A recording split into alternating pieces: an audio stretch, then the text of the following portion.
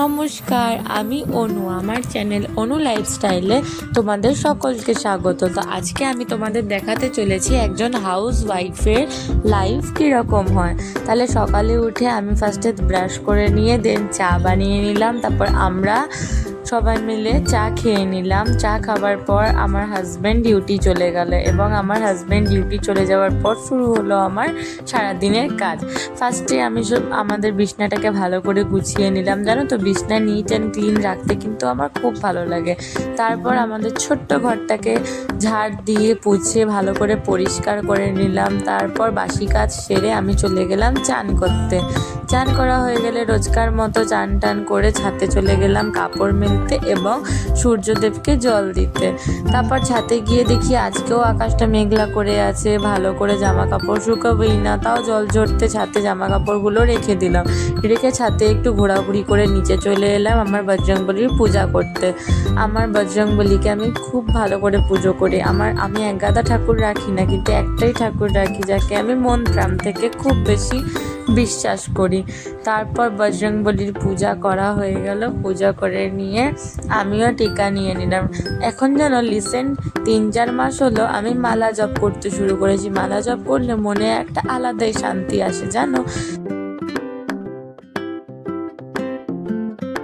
তারপর মালা জপ করা কমপ্লিট করে নিলাম এবং আমি আর আমার মেয়ে দুজনে মিলে ব্রেকফাস্ট করে নিলাম উপমা।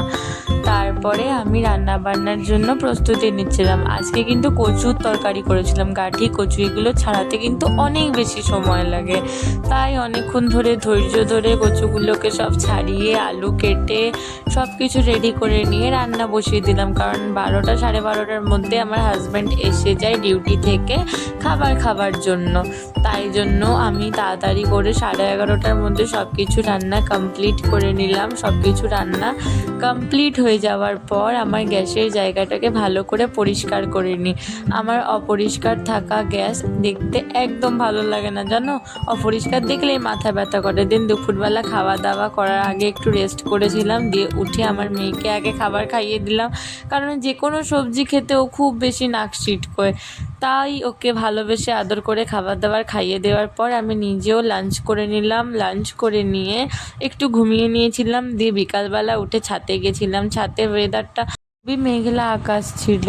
সবার হয়তো মেঘলা দিন মেঘলা আকাশ পছন্দ না হলেও আমার কিন্তু খুব ভালো লাগে, জানো।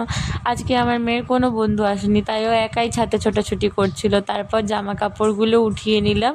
তারপর আমি নিচে চলে এলাম। নিচে এসে ভাবলাম সন্ধ্যা দিতে এখনও আর একটু দেরি আছে, তাই আটা মেখে লেই কেটে রেখে দিলাম রুটি করার জন্য।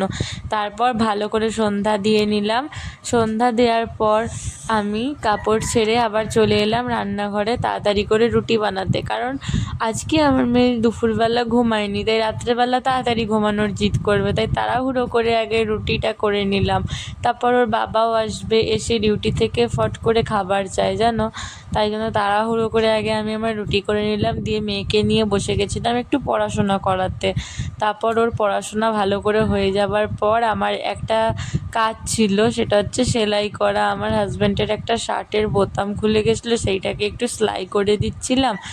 তারপরে আমার সব কিছু কমপ্লিট হয়ে যাওয়ার পর রাত্রেবেলা আমার হাজব্যান্ড চলে আসে। তারপর আমরা খাওয়া দাওয়া খাই।